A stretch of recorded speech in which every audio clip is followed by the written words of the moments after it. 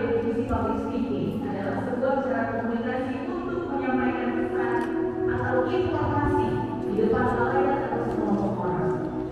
Umumnya public speaking bertujuan untuk menyampaikan sudah calon wisudawan, sudah siap terjun ke masyarakat dan mengabdi, mengasah diri semakin tajam biar besok-besok bisa seperti Bapak Ibu dosen, bisa seperti orang-orang yang kalian temui di sepanjang perjalanan belajar ini, yaitu bisa berguna untuk orang banyak. Jadi public speaking ini sebenarnya saya yakin semua bisa browsing, tetapi ini saya sudah siap materi biar cenderung kelihatan kosong-kosong gitu. Mungkin kita dari materi yang pertama dulu.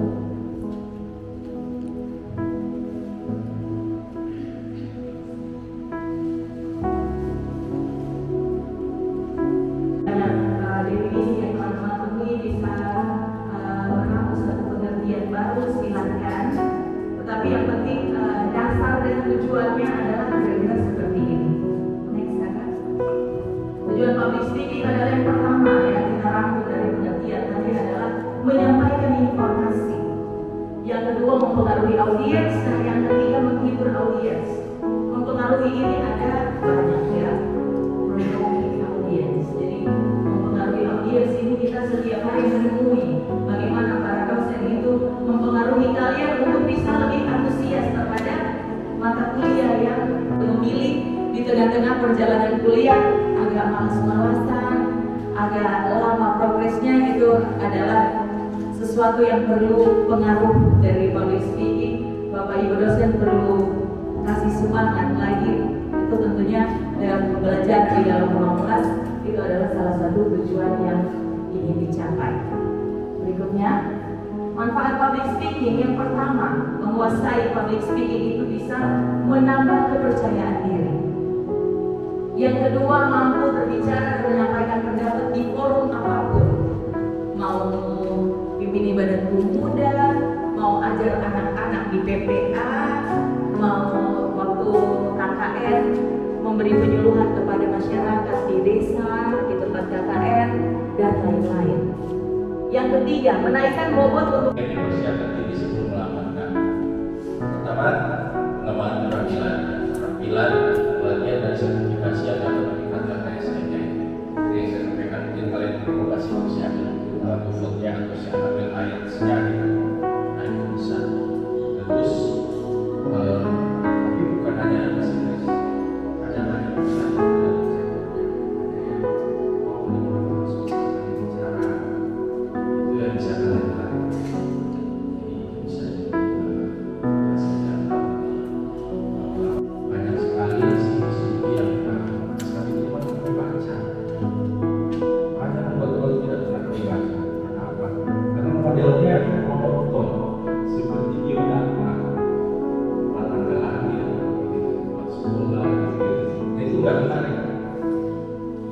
Kalau kalian cari pekerjaannya perusahaan itu biasanya dia ada perusahaan multinasional yang ada cabang di NTT, ada seperti pengembangan BCA, perusahaan agrikultur, ada perusahaan pegawai Kokpen.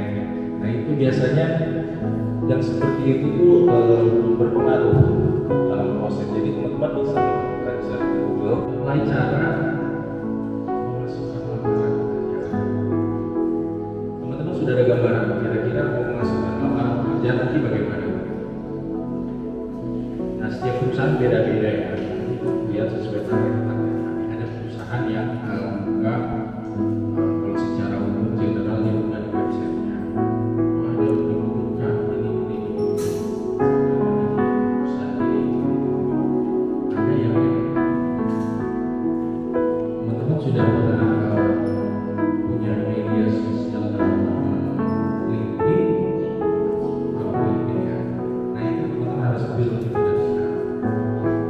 kalau kami dari RD